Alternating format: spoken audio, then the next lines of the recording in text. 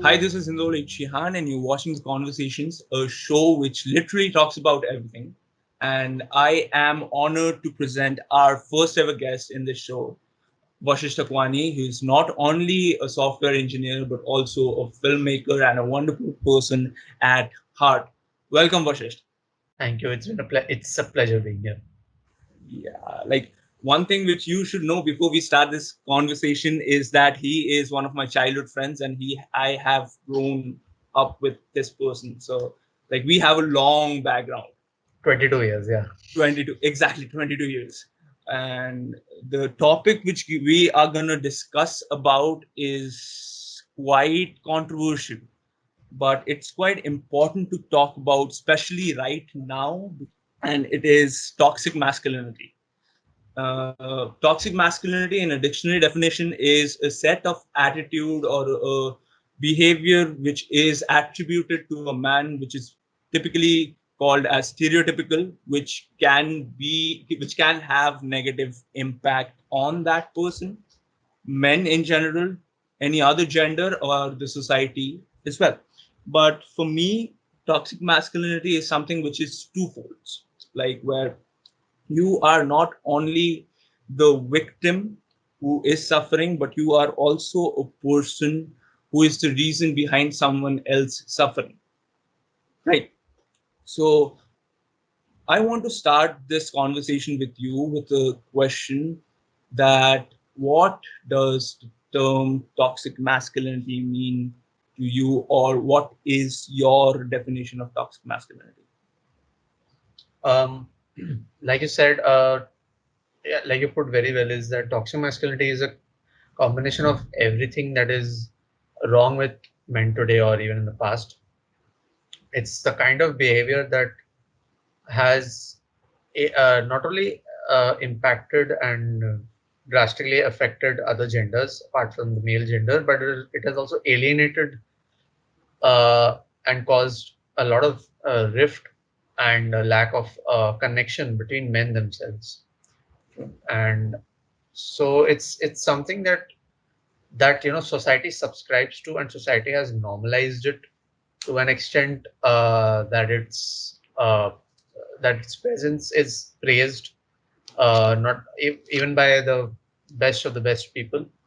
Mm-hmm. um, and this is an issue that needs to be resolved. It's at the it's a need of the hour that there must be something that must be done to try and at least start a dialogue with respect to this topic. It is very necessary. Mm-hmm. But it's a beautiful point which you told there. But I think that it's also with the mindset of us or the ideology which we carry about what uh, gender is. Like not just masculinity or femininity, it's all the genders which we have. Like where like sex and gender are two different things.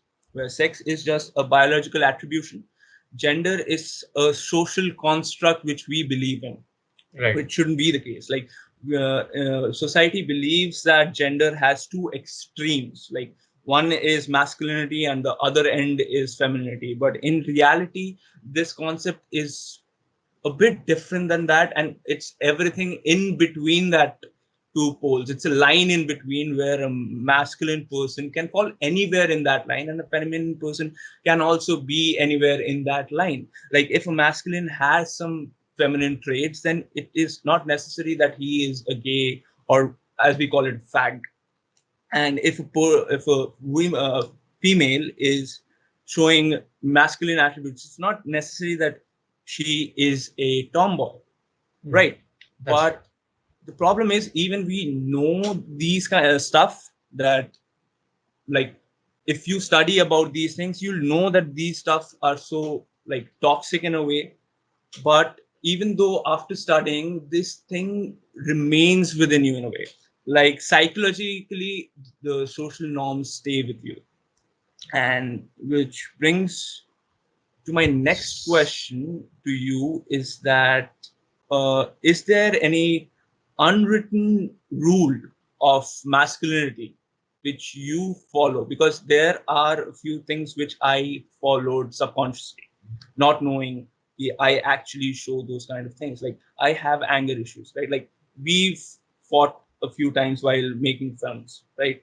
I am really bad when it comes to vulnerability.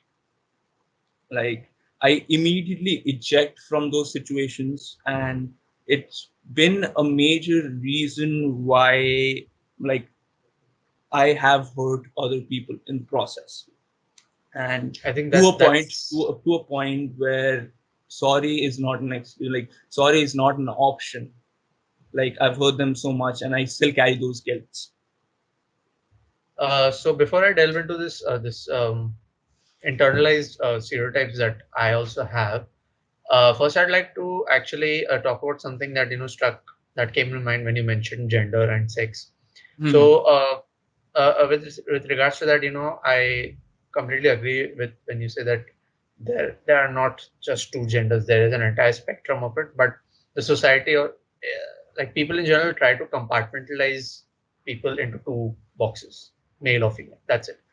There are no in between. So what happens is you restrict a person from actually restrict a person's identity, which can be more than these two boxes, because like people are different. People are made up of a variety of experiences and uh, uh, personalities, who they meet in life, who they come in Even contact with, background, right? even Even background, background. cultural background. It could be race, gender, sex, anything.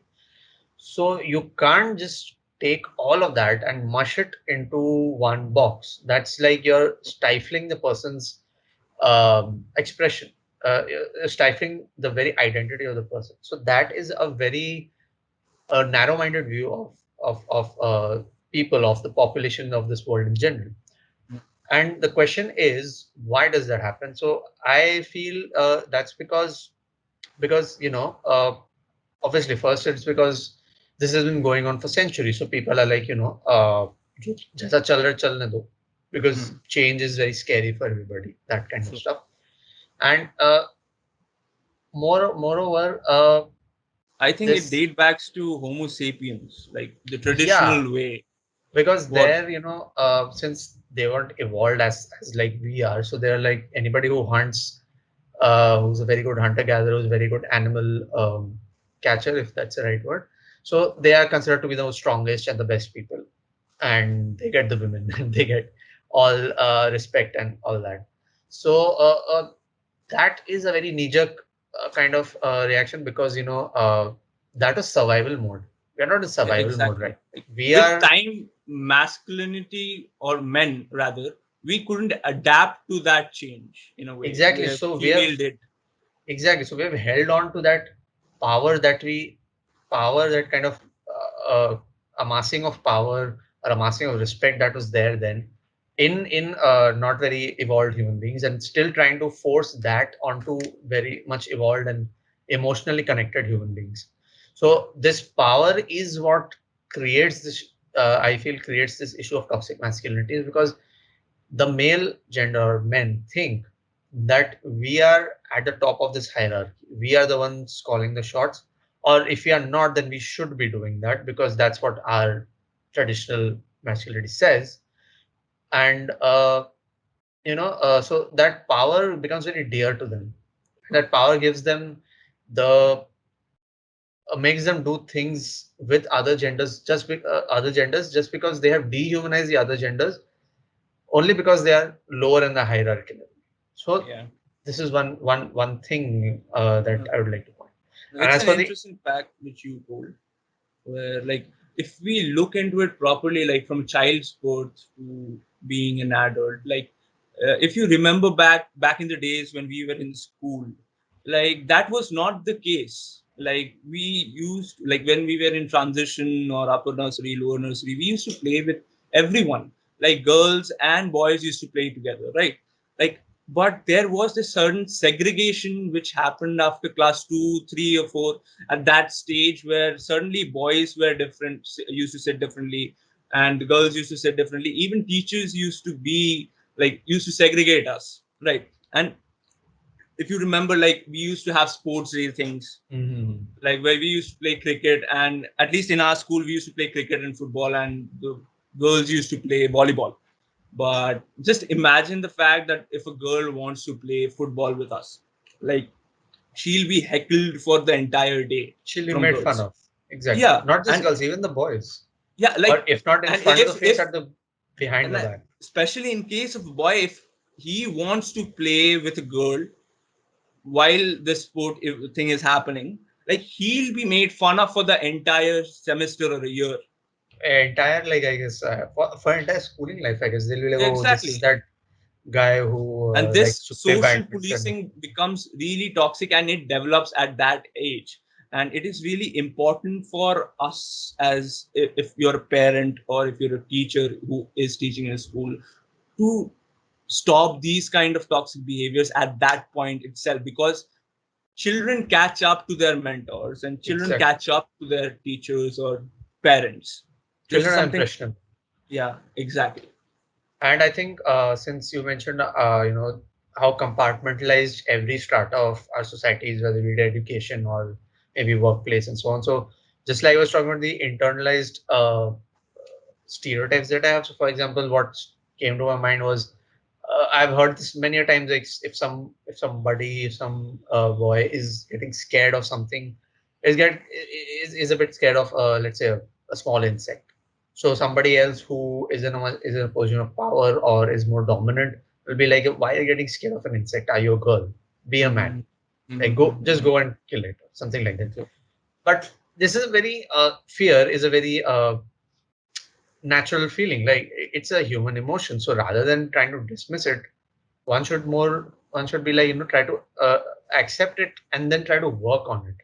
But by trying to tell the little boy, that don't be a girl and go and kill the insect, you're firstly reinforcing gender stereotypes that he will carry throughout his life. Secondly, you're telling him that suppressing emotions is the way on, and that's what exactly. men should do. Like I have a good example, according to you, what you said is that you raised one important point there, important phrase, which is called "man up." That's Right? right. Like I have a personal experience regarding that. Like I don't have a good family history. In a sense, I my childhood was a bit disturbing. In the sense, like my parents were fighting in court. Like they eventually got divorced, but while this happened, there was one day when, after hearing, they went to the judge's room to discuss something, and I was outside with my uncle and aunt, and I was crying like hell. I was crying like hell because I knew that it was something which is not gonna last for a long time. Back, I'm talking like 2007, 2008. I don't know, around that time. And then my uncle told me that, man up, you are the man of the house now. You have to take care of my mother. I wasn't even 8 back then. My 8 or 9 back then. You know, I am like, it's this patriarchy has this notion that, just like you mentioned, just like your relative mentioned, is that uh, he's the symptom of this entire phenomenon called patriarchy. So Yeah, what patriarchy you know, says yeah. is, it says that, men are the ones who are in power, men are the ones who dominate. So सबको उनकी सुननी चाहिए, and they are the Mm. ones calling the shots. But which is again a toxic trait in itself, because why give all the power and all the respect to just one gender in the family? That's one problem in Exactly. itself. But the other problem is when you force all the responsibilities on the man, be it financial, familial, emotional, That whatever. that actually happens, right? Even when you said Exactly. financial cases, like men don't share their financial problems with their wives. Exactly, not just financial problems. So exactly what happens is not just financial problems, but also finance in general. So what Yeah. happens, the generation of our mothers, they are not at all well versed with money management, something that today our generation is like in In a way full better force, position. Exactly. thanks to pop culture, which includes shows such as Scam 92. So, like stuff like that, so we are lucky to have that kind of exposure, but our previous generation didn't have that. That's why you'll see so many less women at between 40 to 50 age having that financial independence. They don't have that. They're dependent on their husbands for that. True. So that's one thing, and so this brings all the pressure on the man. So once Mhm. And this brings all the pressure on the man. So what happens is they can't show emotions in this point, because if they do, they'll be seen as being weak, We and being weak is a sign of in a traditional sense is a sign of femininity. And if you show any feminine traits, you won't be respected, like in a traditional exactly, society, exactly, how especially in a patriarchal society. So what they do, they take all those emotions, take all the responsibilities, and just bury it inside. They don't share it with anyone. They exactly. don't share with their wives, because who's the closest person? That's the partner of life, but they don't. Parents with parents, anyway, they don't. So it's just, they suppress that emotion. And it's not, this issue is not just in our previous generation. It's also It's in our generation as well. it's in our generation too. like like the biggest problem, if you can say, of what toxic masculinity is what you basically said, that we men cannot be vulnerable. And we have a lot, like, it's not only just men, but it's also related to female, but this generation has a lot of mental health issues, and toxic masculinity is one of the major reasons.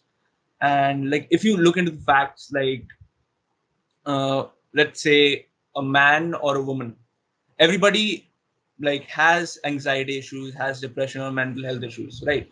But a woman adapts to this situation in a way better way. Like, if she has a problem, she knows and she will take the facilities which are available, right? Not just that, But she'll be able to share it with her friends yeah, in a better way, because they exactly, are more she can be emotionally in vulnerable touch. with their friends as well. And not only friends, like, if you look back, like centuries back, even like our mothers and grandmothers, and way before that, we used to have these sittings where every, like, all of our moms or grandmoms used to sit together and have chai and talk Joint family about, feels. exactly, like, we used to, like, they used to talk about their own personal problems, and it was something therapeutic which helped them heal. And Exactly. but for men, it's not the case, right? For men, even if you lock them in one room, they'll just end up talking about random stuff which doesn't mean anything, like football or movies, like us most of the times. No, it But does mean, but it's like, yeah, but it's really hard for men to open up, because there are various things. Like, if I look into both the perspectives, that if I am a vulnerable person, I'll always doubt that the other person, right, sitting in front of me, will always judge me and exactly, won't be able to understand my problems in depth.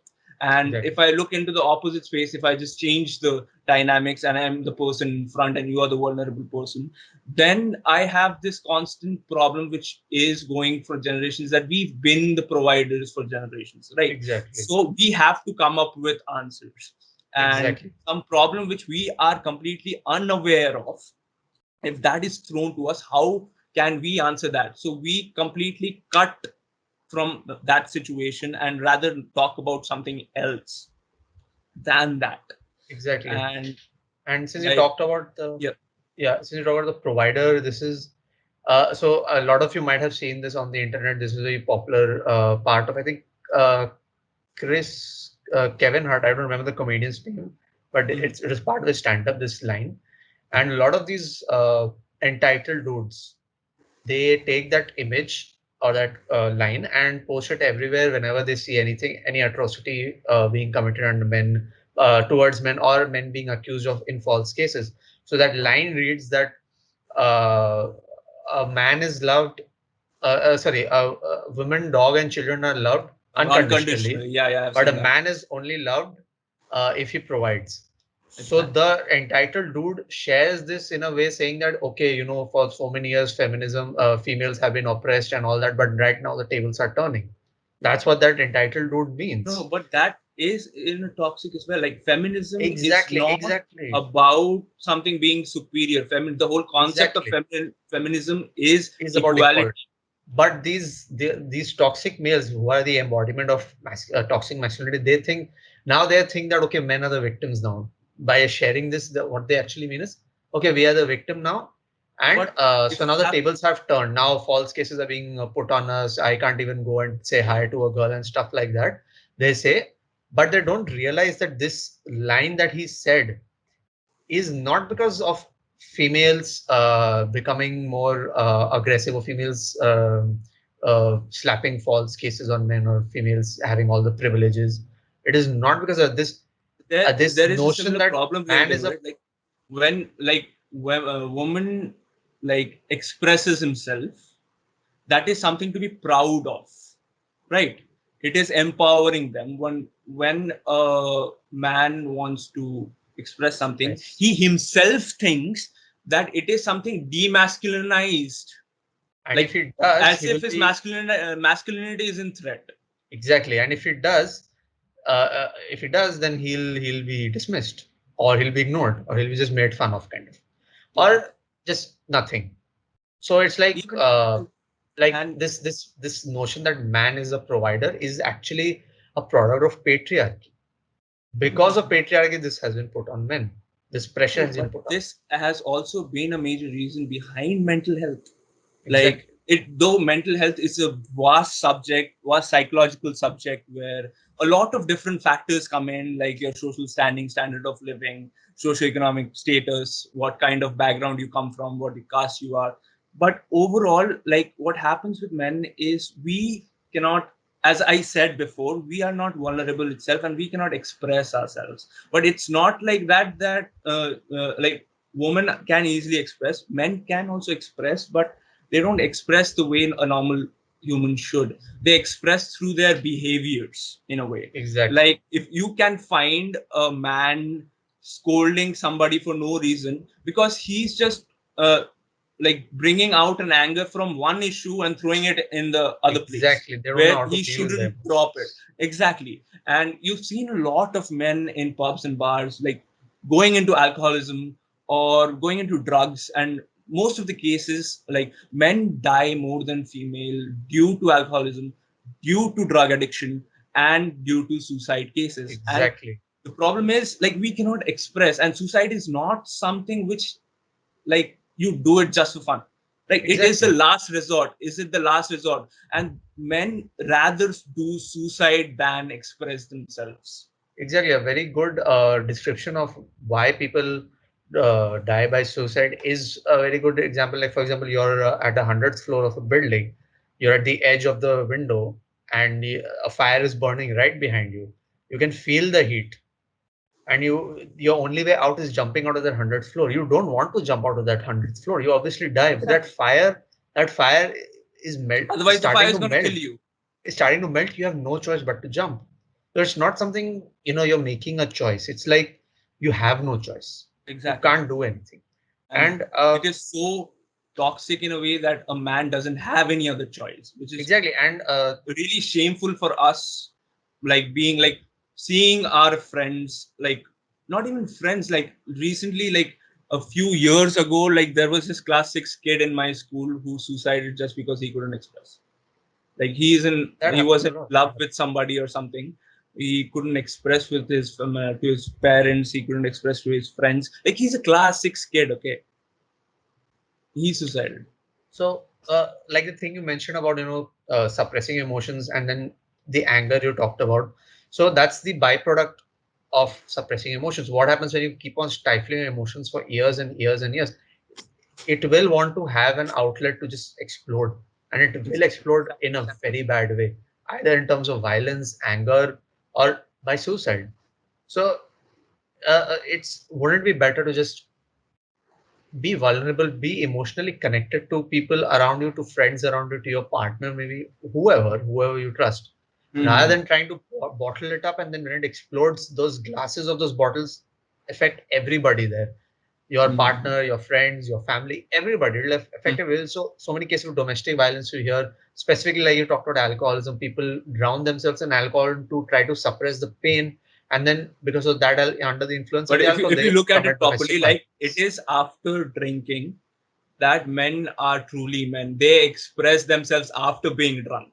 That's another fucked up Like notion.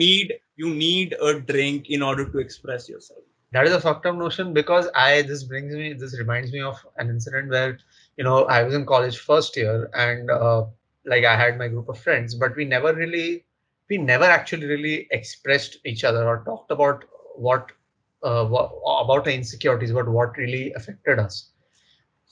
We never talked about it. At least, like, none of us really talked about it. Hmm. But the only time we actually opened up with each other was when you were in my hostel room, the lights were dimmed, Hmm. and a bottle of old mock was opened. So when everybody was pissed drunk, only then everybody started opening up and started feeling, "Bhai, tu mera dost hai, I love you, bhai," that kind of thing. Yeah, yeah, that kind of. And but this is not just the case. It's opening up, but only talking about like, since your college first year, so obviously our topic will be girls. So like any girl you liked in the past, stuff like that. We, even when in that drunk state, we are vulnerable enough to talk about that, but we don't actually talk about the actual things that affect us. For example, loneliness or insecurity, or not being listened to, stuff like that. We don't talk about that. Even when we are drunk, we don't talk about it. So that's the amount of stifling of emotions we actually do. So Yeah, this is one thing that I have noticed. And to be like honest, to be yeah. honest, like, up until third year, I actually had no male friends in front of whom I could have been 100% vulnerable, in front of whom I could just have cried.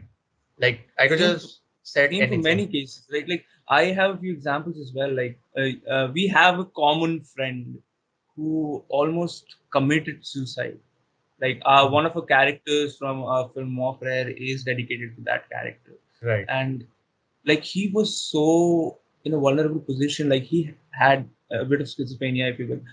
Schizophrenia is the right term, but he couldn't express that to anybody, and it wasn't until the point that he was almost in front of the truck and a call randomly came in. He could have jumped otherwise. Mm. Like from that point, like people understood what his problem was. He took a break, and now he's a way better person.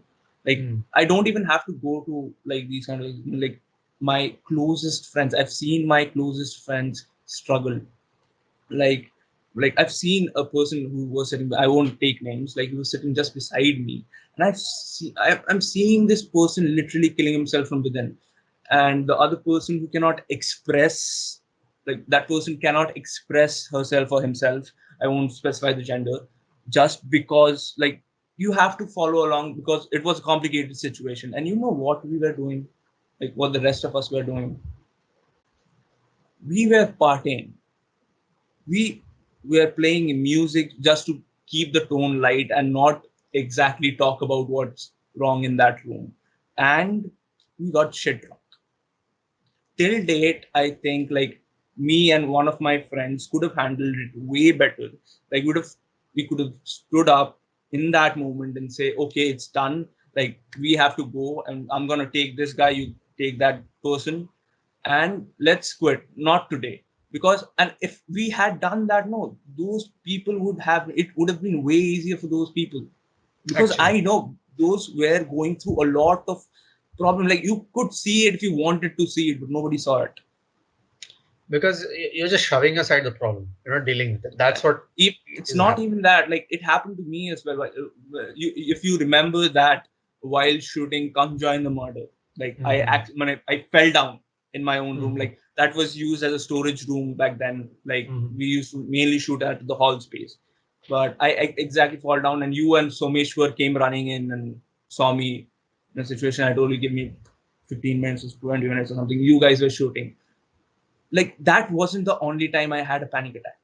It was like I had a panic attack for like 8 9 times throughout those 4 day schedule. And you know the biggest problem was I thought that I, being a director and writer, I am a responsible person, and if I am not there in the shooting, like if I don't, if my, rather skip the break and be there in the shooting because you have a deadline.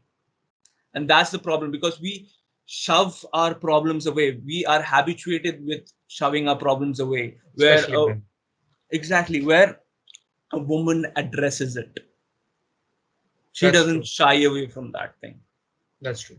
and that's something we all men need to learn from that. Absolutely true. Because uh, see, we in the end we are social beings, human beings. So we need genuine emotional connections to have a very fulfilling, satisfactory life, to lead a happy life. Exactly. And how do you do that? You have a partner, you have your friends, you have your family. And I can very luckily say this, that I have a couple of male friends in front of whom Mm-hmm. I can be completely vulnerable, and I'm really lucky to have that. One is obviously you, Yeah. and the Thanks. other is one of my college friends, who also, both of you actually helped me in a very dire situation in my life. And probably that was the first time I actually was vulnerable in front of you both completely. Like, this is me, like, Mhm. like, Like you are no, finally being vulnerable after like 20, 21 years of 20, our like friendship. exactly. So Yeah. that's how that's how deep rooted this issue is in our in this So I country. have a really important question here. Mm. Like this is something which is a boiling topic now. Like people are starting to learn about this problem. So me and you sitting right here, how can we change the social construct or the social expectation of a man and like change the definition or deconstruct what masculinity is? What are the things which we should do to change it? So I think change will only happen when each and every person in this world starts to reject these gender norms. Hmm. And to be very honest, I'll be very frank here. Things don't really look peachy, or things don't really look bright at this point, because our society today, even though there has been a considerable amount of progress, we are still far away. Yeah, And we need long time. It's a long run thing. We need a lot of time to solve this thing, I especially think, when there are toxic masculinity would be a wrong word here. Toxic people yeah, who that's have all. this orthodox mindset, who are not ready to adapt. That's right. So I think a very good example that I can give of how things are still kind of in a dire situation is, I would like to give an example of this is what actually happened 4 years back, I think. So all of you know the company Gillette. Okay. So Gillette is traditionally throughout, I think, 80s and 90s and all, whenever they were active and all, they're still active, like whenever they were there. So they had if you remember the ad campaigns, Mm-hmm. their tagline is "the best a man can do," and Mm-hmm. their ad campaigns and their marketing had like kind of they portrayed traditionally masculine roles, and show and portrayed them in a very cool and very what can I say, uh, impressive manner. Like, for example, When an alpha um, male was being represented. kind of alpha male. So if a man is shaving with his razor, he's being showing riding a cool bike. If he's again shaving razor, he's being shown playing football and stuff like. So Gillette is that kind of company. They're not really like they were uh, for their times. They were just trying to reinforce the current norms that were there. So it's kind of a byproduct. It's not like they were very like, "Haan, chalo, we need to reinforce these masculine standards."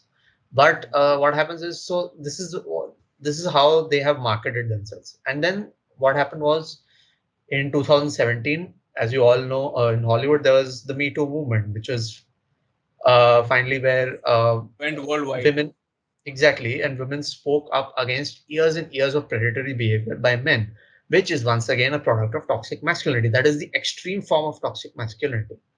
So that was you could say watershed moment, social moment, because prior to that there weren't a lot of things. There were feminist movements, there were other movements, but nothing came as close to as mainstream as this, so that it shakes up an entire generation of people, and they Mm. start to reevaluate how they think about people. So when this happened, Me Too happened, so Gillette came out with an ad. They tweaked, or they, you could say, changed their brand image, in a sense, not brand Mm. image entirely, but in a sense that they came with the same tagline. They had "the best a man can do." They had people shaving, men shaving, but they plugged in this Me Too incident and said the best a man can do is be responsible and be respectful and be empathetic towards human beings. Mm. And this was such a nice ad. This was such a kind of a small subversion to what they have been doing for years. But when they posted this video on YouTube, there were comments after comments after comments, mostly from men saying, "Oh, Gillette has also gone on the politically correct train. I won't buy Gillette products from now. Oh, Gillette is once again the PC culture has ruined everything and all that Mhm. stuff. So the comments were so drastic. The people were so offended by something that is so progressive that Gillette had to turn off the comments. And this kind of shocked me when I read about it, because that's how people hold dear those masculine values. That's how they hold it so close to them, so that even if there's some kind of threat, small threat that they see it's happening, they'll start to panic. Their insecurities Yeah, get it flared also up. describes a lot about a man's fragile ego. Exactly, exactly. And So, coming to an like conclusion here, what are the changes which you recommend that a man should go so through I think to, firstly, like, yeah. as individuals, we must, our main aim is to not say man up to anybody who's close to us, a friend or an acquaintance or somebody, whenever he tries to open up about some problem.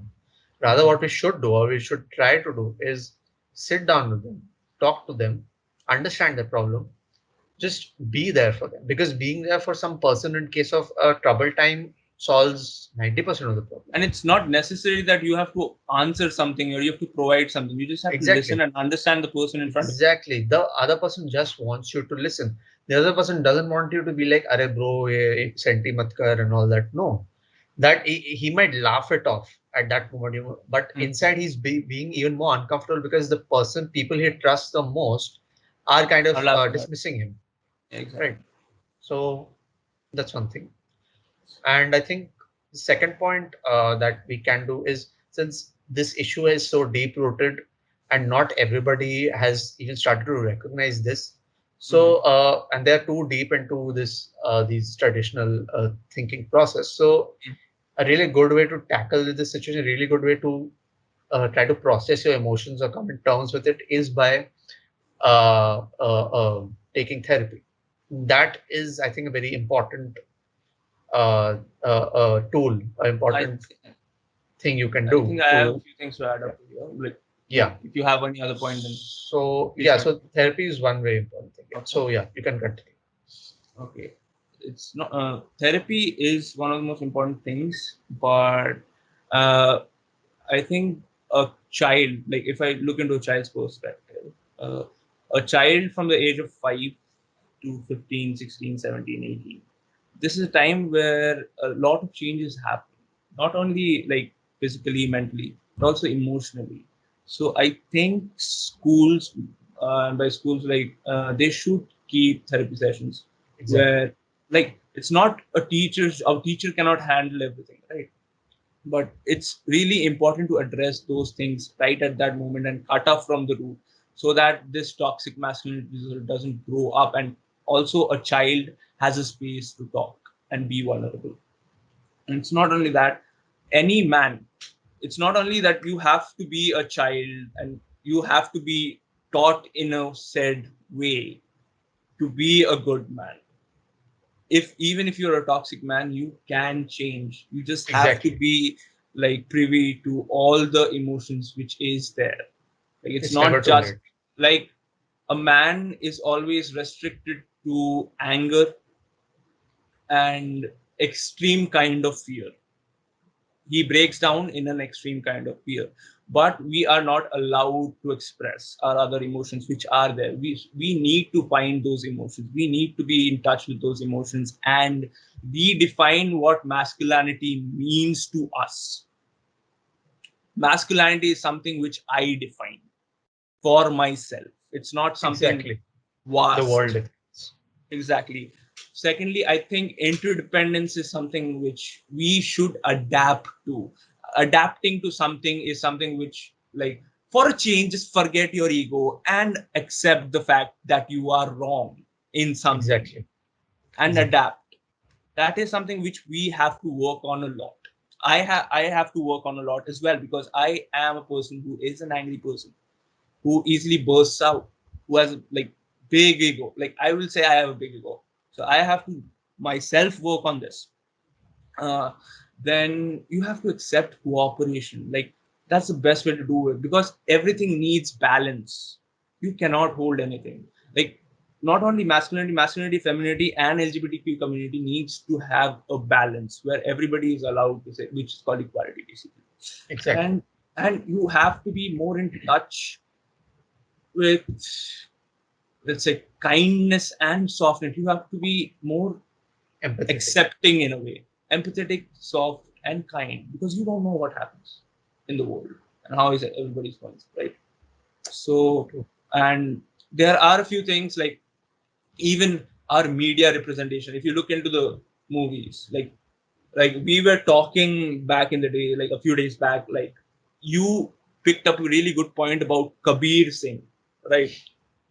That is exactly what a macho figure looks like. We need to break that, and the media needs to break that. Media needs to bring in more vulnerable characters.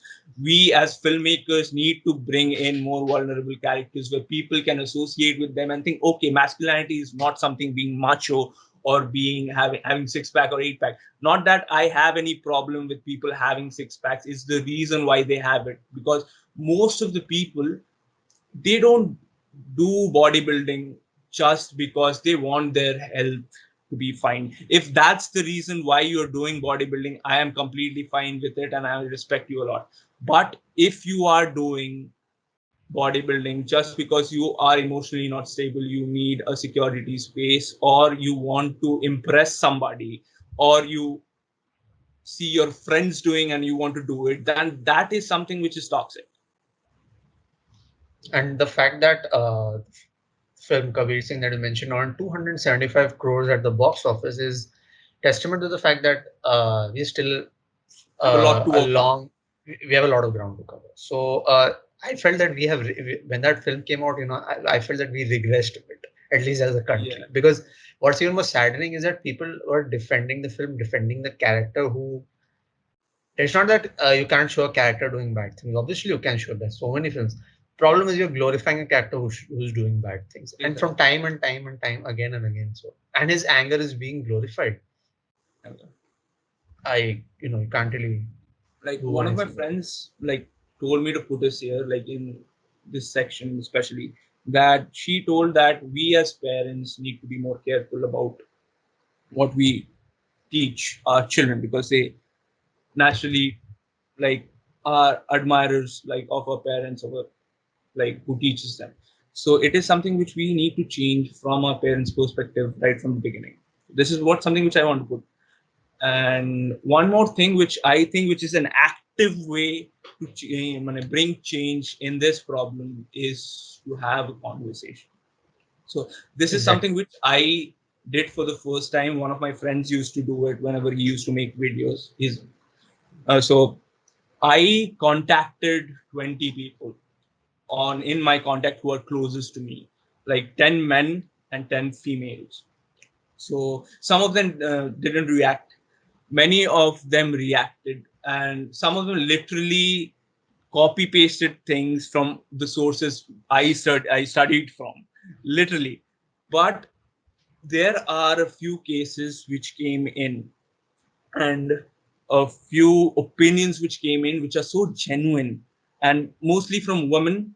As we said, they are more like open minded and they can share, but there are a few men as well who opened up, and which is something which we need to do more often, not just because of Exactly. this episode, Exactly. but we need to spread this conversation. And the whole platform, this whole platform is being created because of that, to give voice who do not have voice, and to That's right. raise a conversation, to raise a dialogue, to raise a discussion, right? That's absolutely So I, and this is way more than just us or just five of us and you or anybody, any individual. So I want their opinions, which we talked in privately, to be in this episode as well, right? So we both are going to read some of the opinions or stories.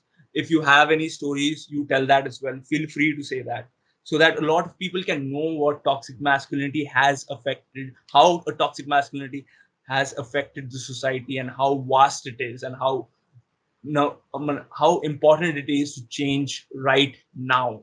exactly. Absolutely. Okay. So I'll be starting with the first one. So I have an account of the first person. So the person says, be a man. Men are frequently portrayed as strong, cold, and fearless beings who primarily manage the household's finances. They labor tirelessly to provide for their families and are burdened by a plethora of demands from their loved ones, as well as their co-workers and superiors. How did this become toxic? How did they become toxic? Stress, concerns, a lack of certain things in life, a lack of affection and morality that makes us who we are human. Although the exact cause is unknown, we continue to label certain people as harmful, not men. So why is this case? Because we are all conditioned to act in ways that society believes to be proper or bad for us. If you don't behave the way we expect or wear what they see as appropriate, they label us as wear what they see as inappropriate. They label us as ill-mannered, a failure at times, or even a lunatic. Is that correct? If you ask me what toxicity in a man is, I will tell you what I have seen and experienced. Who am I to make judgments on every person's or every man's life if I don't know their backstory? Starting with my childhood, I encountered various tutors who were strongly biased towards students based on gender, appearance, color, and socioeconomic standing. It was as though if you didn't butter up the teachers, you wouldn't get the grades you deserved.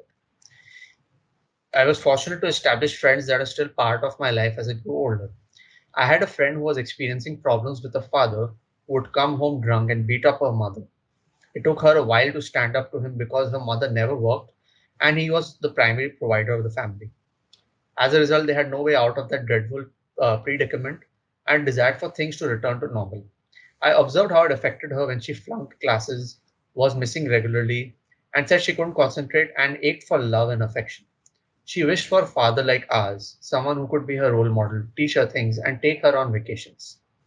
She was strongly forbidden to participate in any activities and was confined to her home for the majority of the time. Her father decided that after she finished her bachelor's degree, they would marry her to a good Brahmin boy who would look after her, and in turn, she would look after the home, give him children, and please his in laws. Now that I know what went wrong with his father, I can say that he grew up with an abusive father who beat him, got involved with the wrong crowd, spent all of his money on gambling, and his family suffered as a result. What makes us poison this? What makes us poison is the environment we grow up in, the society we listen to, and how we keep our mouths sealed despite knowing it is all wrong. Isn't it true that we are never 100% right? We don't realize it, but each of us has been toxic to someone in our lives. Perhaps we have inadvertently harmed others, but they still think we are toxic, right? And then some are toxic to the core. People that desire to act in this manner simply do not care enough. Every day we hear horrific crimes of rape, harassment, groping, and so on. It is only the toxic mentality that is to blame, not the people. Again, I would say that there are toxic people, not particularly men in general, who want to bring others down or envy you, who cannot stand the fact that someone else is doing better, who tries to be too mature, the gloating attitude of being the best. For them, nothing is good enough. All your efforts went to waste. People who tell us what to do but haven't figured it out yet and who engages in all kind of gossip. What is the point of maligning others? It's better to stay away from folks that have a harmful worldview. So I'll move on to the second person's Okay. perspective. I'll continue after that. Yeah. So the person says, I think in today's world, toxic masculinity is a dumb phrase. It's not about the masculine only. Growing up, it always felt weird to cry or shed tears because there was this notion among people that boys shouldn't cry and that we must man up. We should say things like it's okay for all human beings to cry instead. Most children develop this notion that it's wrong or not in the manly character to show emotions and express what's going on inside. Personally, over the years, I've tried suppressing what I felt because the society around and conditioning from the childhood to certain thought process and paradigms made me feel that way. I now understand my feelings and emotions better, and that helps me understand other people better. Being honest with one's feelings is important. Being open and honest with my girlfriend to the point of extreme and understanding emotions, be it positive or negative, made me realize that we all feel valid thoughts and emotions and how to act on it.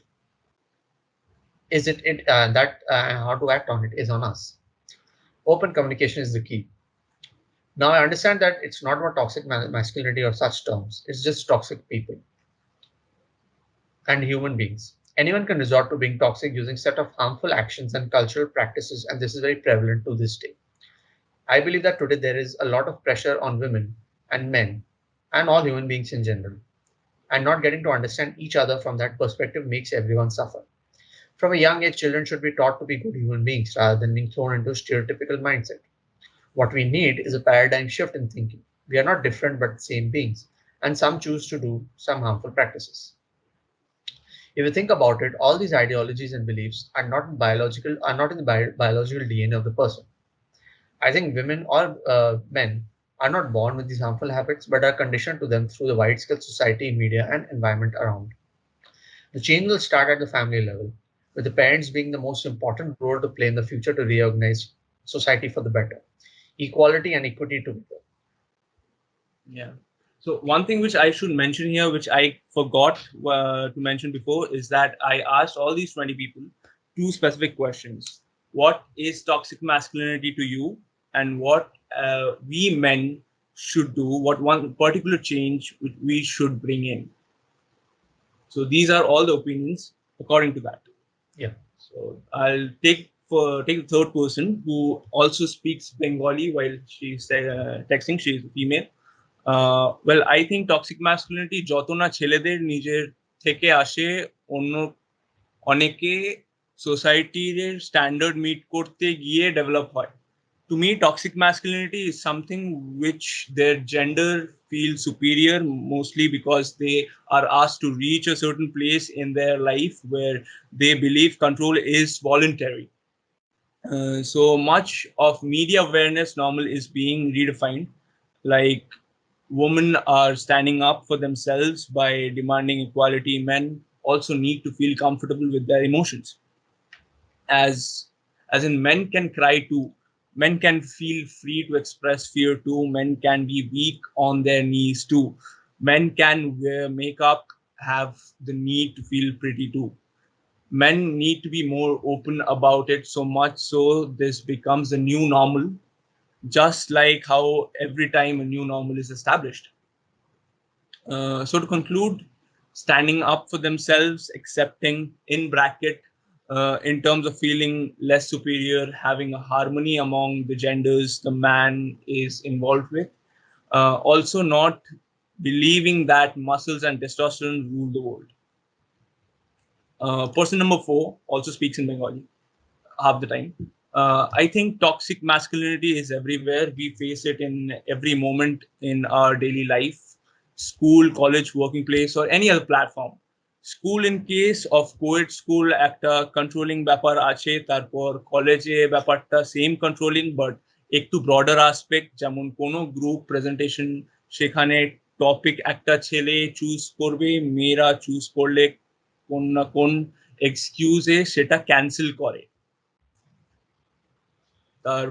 তারপর কোনো ideas এর ব্যাপার, সেটা তেও they think they can give better ideas than girls, but সবসময় ছেলেদের better ideas হয় না still. সবজনটা ভাবে নিয়ে ভেবে নিয়ে মেয়েদের underestimate করতে থাকে, মানে altogether controlling nature, and they think that they are superior. আর কেউ কেউ খুব মিষ্টি মিষ্টি কথা বলে মেয়েদের থেকে অপরচুনিটি নেয়, আর আরে পরে বলে আরে মেয়েরা একটু বোকা হয়, ওদের দিয়ে কাজ করিয়ে নিতে হয়। সো এইগুলো ওয়ার্কিং প্লেসেও সেম ডিসক্রিমিনেশন হয়। হ্যাঁ, সেখানে ব্যাপারগুলো একটু আলাদা, যেরকম প্রমোশনগুলো ডিসক্রিমিনেটরি হয়ে, আবার কোনো মেয়ের প্রমোশন হলে other guys will have given attitude যে আরে ও তো মেয়েদের অনেক ফায়দা থাকে, ও তো নিশ্চয়ই বসের সাথে শুয়েছে তাই প্রমোশন পেয়েছে। Objectification of women is one aspect of toxic masculinity. Now, households জলদি যদি দেখি, সেখানে বেশি স্যালারি যদি হয় ওয়াইফ আর হাজবেন্ডের থেকে, তাহলে মেল ইগো হার্ট হয়। আবার যদি ওয়াইফের বেশি সাকসেস হয়, outcome same, then homemaker সারাদিন বাড়ির কাজ করে, আর at the end of the day husband বা other members of the family বলে সারাদিন কি এরম কাজ করো, but men never realize how hectic to do all household chores. There's a grammatical error. যদি যদি কারোর চাইল্ড ভালো না রেজাল্ট করে দোষটা মায়ের ওপরে হয়, বাট বাচ্চা মা বাবা দুজনের, বাট ব্লেম ইনসাল্ট এসে মাকেই করে বাবা লোকটি। তারপর তো ডোমেস্টিক ভায়োলেন্স, ডাউরি, প্রেশারস এগুলো আসেই। আর বিয়ের টাইম when বয়েজ সে আমি সুন্দরী মেয়েকে বিয়ে করব, ফর্সা অ্যান্ড অল, সেটাও মারাত্মক toxic. Then comes the bloody virginity thing. Before marriage will enjoy life by having sex, but বিয়ে করবো virgin মেয়ে, আর see yourself in the mirror, তুমি নিজে কি। Again, workplace sexual harassment, then comes female student sexual harassment by male teachers, etc., etc. Now she is coming to the second part of the question. First, একটা area নয়, অনেক different aspects আছে যেগুলো সব কটা ছেলেদের ওয়ার্ক অন করা উচিত। বাট পার্সোনালি আমি মনে করি ছেলেদের এখানে ওয়ার্ক অন করার বেশি কিছু নেই। মা বাবা এমনি এরম মরাল টিচিংস অ্যান্ড লেসন্স সেখানে শেখানো উচিত, যেটা থেকে a boy doesn't become a toxic male. But তাও বলছি men should work on these things. Stop objectifying women. Believe in inner beauty, not in so-called beauty. Believe in equality. Stop the taboo of virginity. Stop controlling and underestimating women. Yeah, that's it. So For person 5, if you like to speak. yeah, so person 5 answers the first question. I think toxic masculinity is limiting. It creates a stencil of sorts for men who most of them don't fit into, and in turn hurts them as well as all around them. Stencil is a very good point. It's such a narrow thinking that you don't grow or explore new things. It kills creativity in the long run and makes people hate themselves as well as those around them. And to answer the second question, the fifth person says, the one thing men can improve is understanding emotions. I feel that many times they have difficulty in understanding their emotions or what the person in front of them is feeling. Many men are oblivious to them, and this happens unconsciously. Maybe because they never process their own feelings or because they were sheltered from complicated emotional experiences. Okay. So I'll go for the sixth person, who is not an adult, by the way. So I asked this question to her. She ended up talking about a friend's story. Okay. So one of my closest friends is a victim of it. Her dad is a very strict Orthodox dad who wants his children to wake up at 6 a.m. in the morning, and it's not possible, right? Especially with phones and nightlife increasing. Her dad's angry about the fact that his children are not up to say him bye. Father normally scolds his wife just because they didn't wake up. Even during exams, we all study at night, right? We all have tensions and want to score good marks. But even if she wants to study, her father has problem with it and would get angry, switch off the lights, and scold her for wasting electricity. And she's so scared of her parents that it couldn't come out. Like, she couldn't say to her parents that she is a lesbian. So, like, our platform, the platform of conversations, is to provide a platform for these people who cannot speak for themselves and put in these dialogues in front of you so that you can further take this conversation with your background, with your friends, so that this is being discussed and some kind of change can be brought in our vicinity at least. Right. So we come to the end of this episode. Like, for me, I'm not that good with ending or concluding stuff. So it's better if I read something which I have written. So if you are still there, if you're still watching, so I'm going to read something which I wrote.